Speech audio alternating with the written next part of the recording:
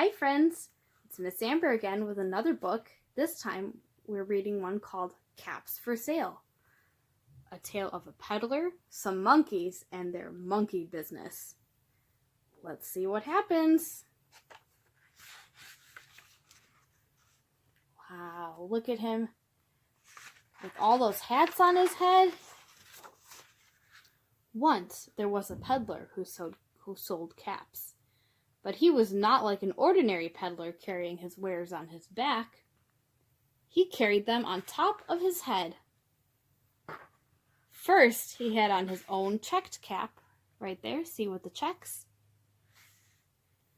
Then a bunch of gray caps. Let's count them. 1, 2, 3, 4. Then a bunch of brown caps. 1, 2, 3, 4. Then a bunch of blue caps. 1, 2, 3, 4. And on the very top, a bunch of red caps. 1, 2, 3, and 4. Wow, that's a lot of caps. He walked up and down the streets, holding himself very straight so as not to upset his caps.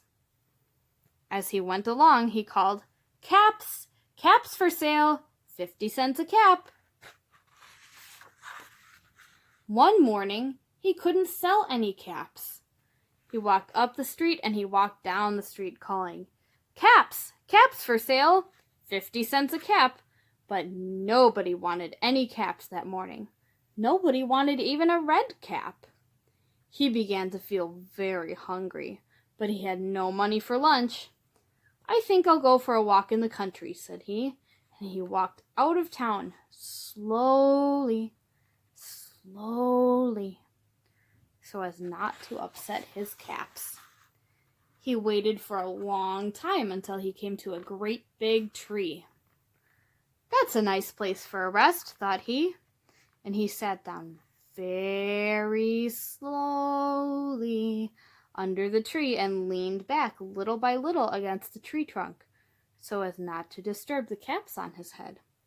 Then he put up his hand to feel if they were straight. First his own checked cap, then the gray caps, then the brown caps, then the blue caps, then the red caps on the very top. They were all there. So he went to sleep. He slept for a long time. When he woke up, he was refreshed and rested. Friends, do you notice anything?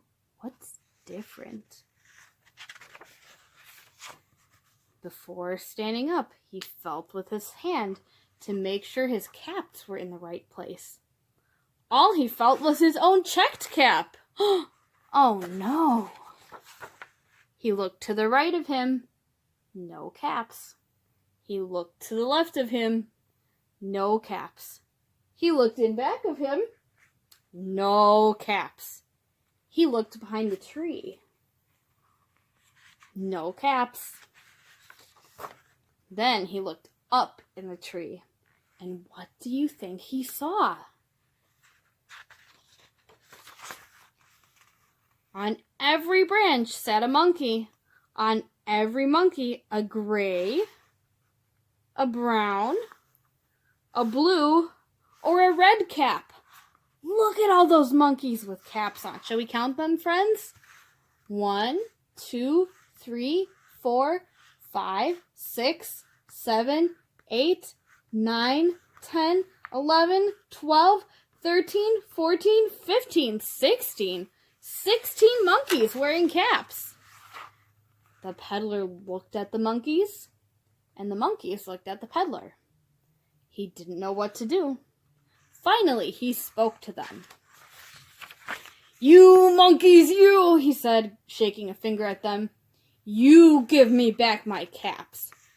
But the monkeys only shook their fingers back at him and said, "Zzz, zzz, zzz, zzz." This made the peddler angry, so he shook both hands at them and said, "You monkeys, you give me back my caps."